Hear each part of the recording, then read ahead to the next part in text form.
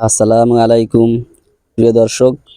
আজকে আপনাদেরকে নিয়ে আসলাম মিশ্র সবজি চাষ খেতে। তো আপনাদেরকে আজকে দেখাবো স্বল্প জমিতে অধিক ফলন কিভাবে ফলানো যায় এবং কম খরচে অধিক লাভ কিভাবে করা যায়। তো দর্শক পাশে থাকুন, শুরু থেকেই দেখুন।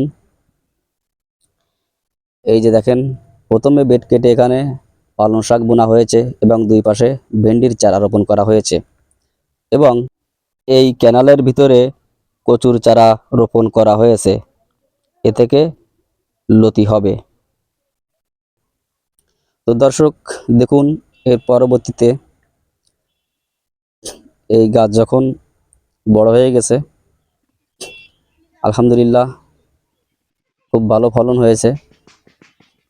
তবে ভেন্ডি চাষে কিন্তু খরচ খুবই কম, লাভ অনেক বেশি। এতে সার খুব কম লাগে, ওষুধও খুব কম লাগে। তো দর্শক আপনারা এভাবে বেড কেটে ভেন্ডির চাষ করতে পারেন এবং অন্য অন্য ফসলও এর ভিতরে করতে পারবেন।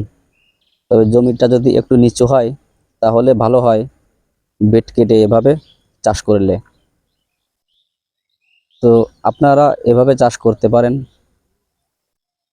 এরপরে দেখুন, এই যে এই বেডের মাঝখানে ছিল পালং শাক, সেই শাক উঠে গিয়েছে।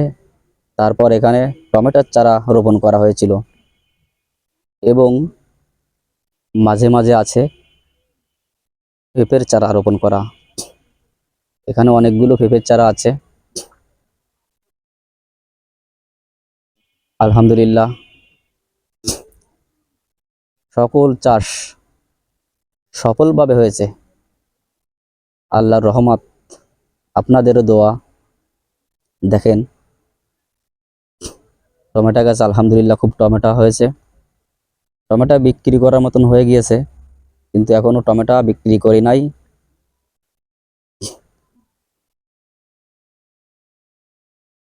এই যে দেখেন কিভাবে ফসল হয়েছে। জমি কিন্তু একটাই, কিন্তু ফসল অনেকগুলো। কোনোটা কিন্তু খারাপ নয়। এই দেখেন পেঁপের চারা, কি সুন্দর গাছ। টমেটো গাছ খুব ভালো, সুস্থ সবল গাছ। অনেকে বলে এক জমিতে অনেক ফসল করলে হয় না, তবে আপনারাই দেখুন আল্লাহ তাআলা আমাকে সফলতা অর্জন করার তৌফিক দান করেছেন, আর আপনাদেরও দোয়া আছে।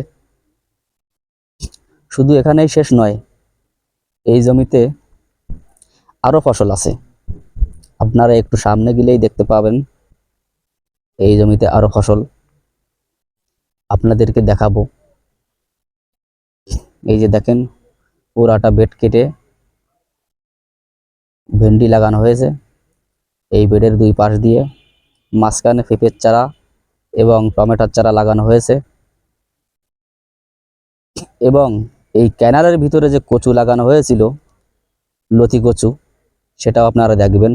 এই যে দেখেন এখানে লতি কচু লাগানো হয়েছিল। আলহামদুলিল্লাহ লতিও খুব ভালো হয়েছে। গতকালকে এখান থেকে লতি সংগ্রহ করা হয়েছিল। লতি আর ভেন্ডি একসঙ্গে গতকালকে কেটেছিলাম। দেখতে পাচ্ছেন ভেন্ডি এবং লতি খুব ভালো সাইজ হয়েছে। এখন ওই যে লতি আছে, আগামী সপ্তাহে এই লতিগুলো আমরা সংগ্রহ করতে পারবো। প্রতিটা গাছে লতি আছে, আপনারা দেখুন কোনো গাছ বাদ যায় নাই। এই দেখেন লতিও খুব ভালো, গাছও সুস্থ আছে। আপনাদেরকে দেখাবো। এই যে দেখেন প্রতিটা গাছে দেখেন কিভাবে লতি। আজকে পানি দিয়েছি সেজন্য লতি ভালো দেখা যাচ্ছে না। এই লতির জাতটা হলো লতিরাজ বাড়ি 1। এই লতির চারাগুলো আমি এনেছিলাম ফরিদপুর থেকে, অনেক দূর থেকে এনেছিলাম ভালো জাত পাওয়ার জন্য। আমার বাড়ি যশোর অভয়নগর থানা লেবুগাতি গ্রাম, ফরিদপুর থেকে অনেক দূরে। এই যে দেখেন। তবে দর্শক, আসুন আমরা সবাই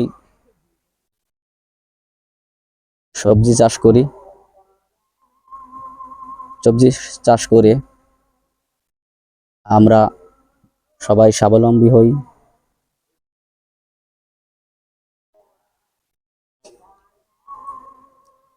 তো দর্শক, আজকের মতো ভিডিওটা এখানেই শেষ করছি। এরপরে আরো নতুন নতুন ভিডিও নিয়ে আসব আপনাদের সামনে। আপনারা পাশে থাকবেন আর আমার ভিডিওগুলোকে লাইক শেয়ার দিয়ে আমাকে উদ্বুদ্ধ করবেন আরো নতুন নতুন ভিডিও আপনাদের সামনে নিয়ে আসার জন্য। আল্লাহ হাফেজ।